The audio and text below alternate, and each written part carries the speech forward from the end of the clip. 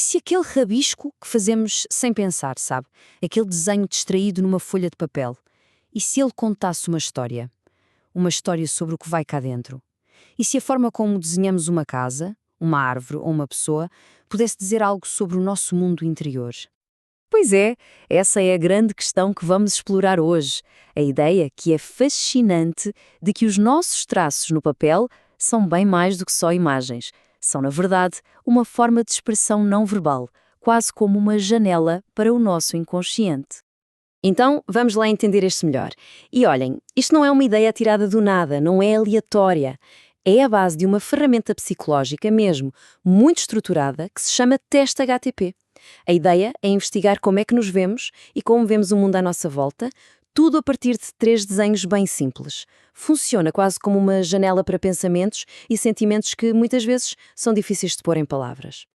E é isso. Vamos agora tentar perceber como é que esta técnica consegue, no fundo, ler estas imagens. O que é que ela procura revelar sobre nós?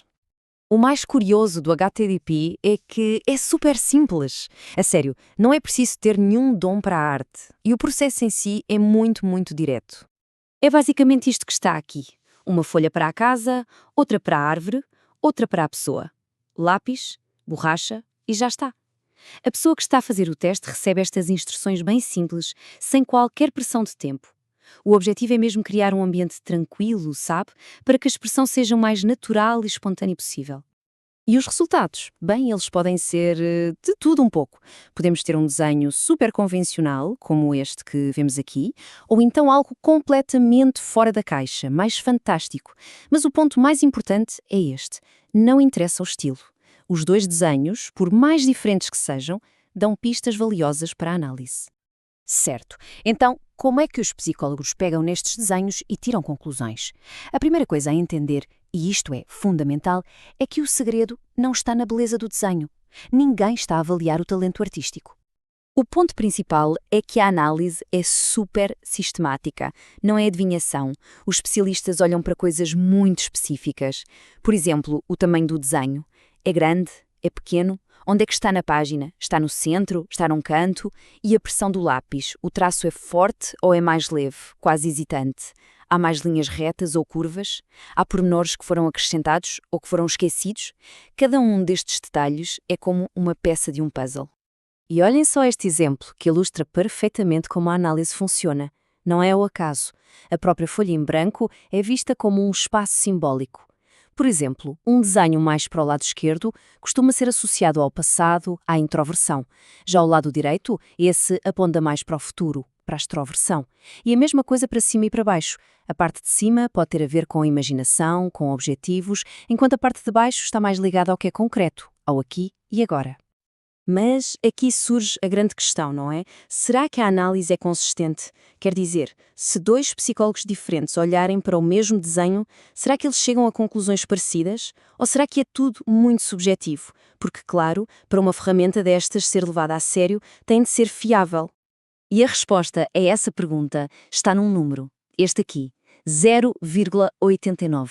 Isto é uma pontuação chamada K, que vem diretamente dos estudos de fiabilidade do manual do teste. E o que é que este número quer dizer?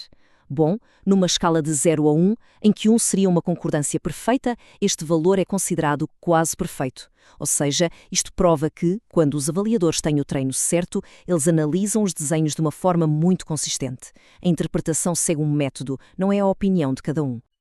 Ok, então já vimos como o teste funciona e que ele é fiável. Agora vamos para a parte, se calhar, mais fascinante disto tudo. O que é a investigação, o que é que os estudos clínicos descobriram quando aplicaram o HTP a grupos de pessoas reais? Vamos começar com um estudo muito forte. Investigadores usaram o HTP para analisar desenhos de um grupo de crianças e adolescentes que foram vítimas de violência doméstica. E depois compararam esses desenhos com os de um grupo de controlo. É um estudo muito importante, porque para jovens que passaram por traumas, às vezes desenhar é uma forma de comunicar muito mais segura, mais acessível, do que falar diretamente sobre o que aconteceu. E esta imagem dá uma ideia de profundidade da análise. Não estamos a falar de olhar para uma ou 2 coisinhas. foram dezenas de características, dezenas de variáveis que foram comparadas de forma sistemática entre os dois grupos, sempre à procura de padrões que fossem estatisticamente relevantes. E os padrões que surgiram são impressionantes. Por exemplo, no grupo que sofreu violência, era muito mais comum verem-se portas de casas desenhadas ou muito pequenas ou completamente abertas, o que pode sugerir uma sensação de vulnerabilidade. As árvores muitas vezes tinham raízes curtas, o que é interpretado como um possível sinal de insegurança. As figuras humanas, com frequência, não tinham pés, o que pode simbolizar uma falta de base, de estabilidade. E as bocas eram muitas vezes só um traço, o que pode indicar dificuldades em comunicar. Agora, vamos olhar para um grupo completamente diferente para ver como os padrões mudam. Este estudo focou-se em idosos com diagnóstico de depressão e, mais uma vez, os desenhos deles foram comparados com um grupo de controle sem o diagnóstico. E, de novo, a investigação foi muito rigorosa. Foram identificados traços específicos nos desenhos que apareciam com uma frequência muito maior no grupo com depressão. É esta abordagem científica que transforma uma simples observação numa evidência. E o que é que se descobriu aqui? Bem, no grupo com depressão era mais frequente ver casas com telhados vazios, sem detalhes, o que pode estar ligado a um empobrecimento da imaginação. As árvores tinham troncos curtos, o que pode sugerir alguma fragilidade.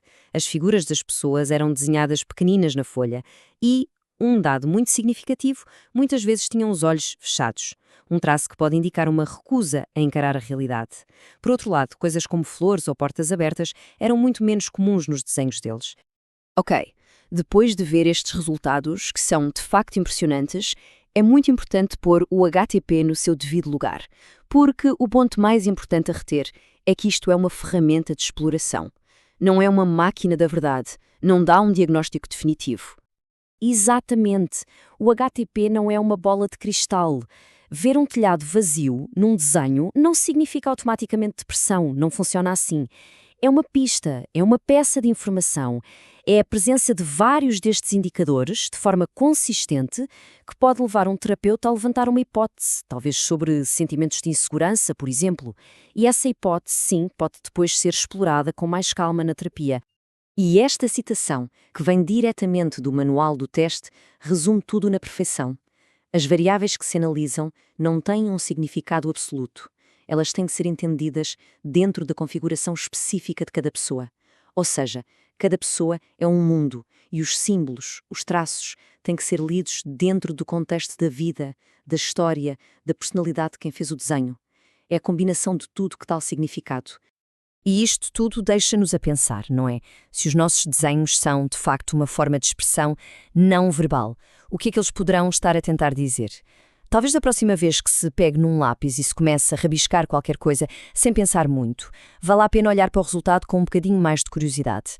Não para tirar conclusões, claro que não, mas só para pensar que histórias é que as nossas mãos, se calhar, andam a contar sem a gente dar por isso.